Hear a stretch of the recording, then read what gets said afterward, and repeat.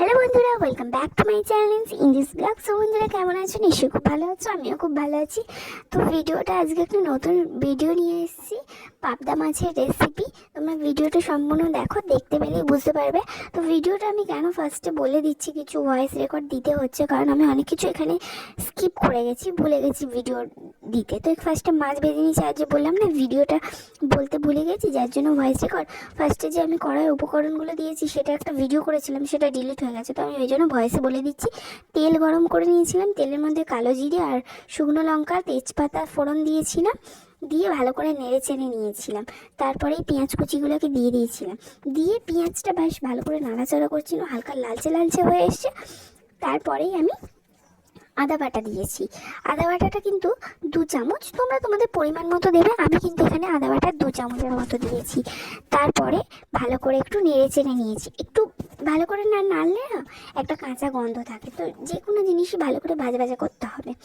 তো আমি এখানে ভালো করে নাড়াচাড়া করে নিয়েছি। এবার একের পর উপকরণ দেবো। প্রথমে দিয়েছি হলুদ গুঁড়ো, জিরে গুঁড়ো, তারপর দিয়েছি কাশ্মীরি রেড চিলি পাউডার।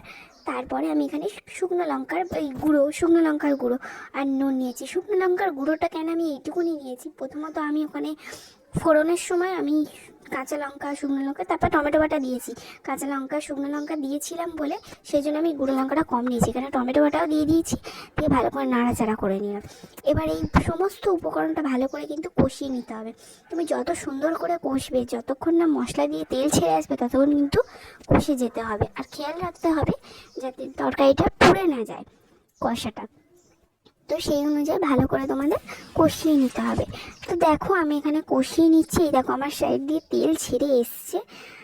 তো তেল ছেড়ে এসছে মোটামুটি, দেখতে পাচ্ছ তোমরা? তো ভালো করে কিন্তু যত সুন্দর করে কষবে তরকারি, স্মেল খুব সুন্দর আসবে, তরকারি খুব ভালো হবে। স্মেল না, তরকারিটা ভালো হবে। তো তেল ছেড়ে এসছে, এবার আমি জল ঢেলে দেবো এখানে। তোমরা এখানে গরম জলও দিতে পারো, হালকা উষ্ণ, তো আবার ঠান্ডা জল। তো এবার আমি ঝোলটা গরম হয়ে যখন ফুটবে তখনই মাছ ছাড়তে হবে। তো এই যে আমি ভাজা মাছগুলো একের পর এক দিয়ে দিচ্ছি। তো তোমরা দিয়ে দেবে, দিয়ে 5 থেকে 10 মিনিটের মতো তোমরা হালকা আঁচের মধ্যে রেখে দেবে, বেশিক্ষণ রাখবে না।